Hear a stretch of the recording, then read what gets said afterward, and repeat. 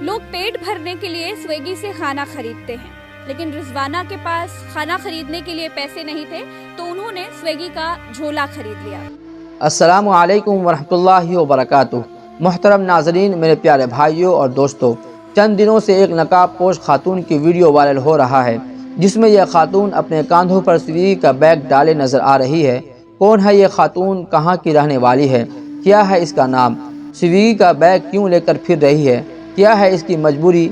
इसकी पूरी हकीकत को अगर आप जानेंगे तो आपको बहुत अफसोस होगा और आपको हिम्मत भी मिलेगी कि एक माँ अपने बच्चों के लिए क्या क्या करती है।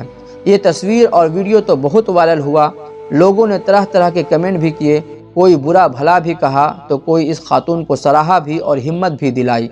लोग किसी को जीने नहीं देती, एतराज़ के भरमार कर देते हैं।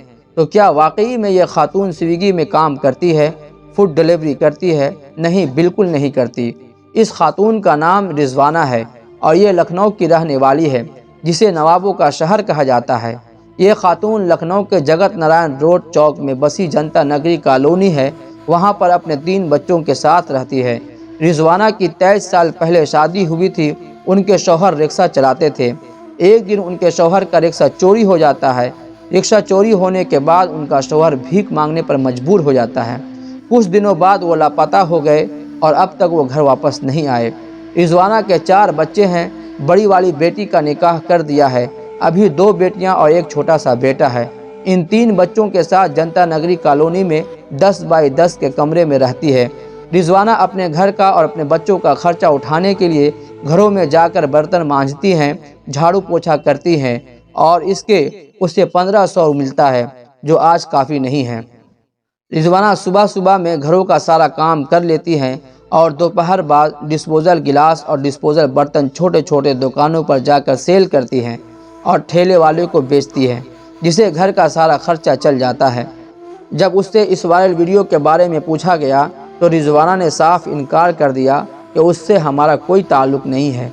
ये बैग एक दुकानदार के पास बिक रहा था, मैंने मुनासिब समझकर ख़रीद लिया।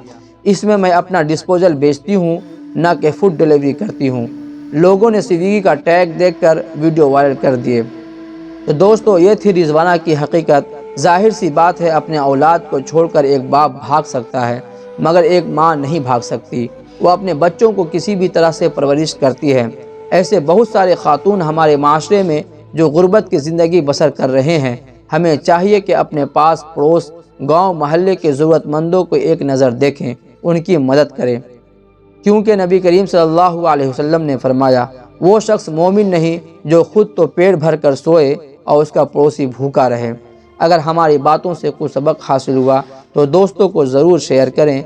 कुछ एतराज़ हो तो कमेंट करें। फ़ी अमानिल्लाह।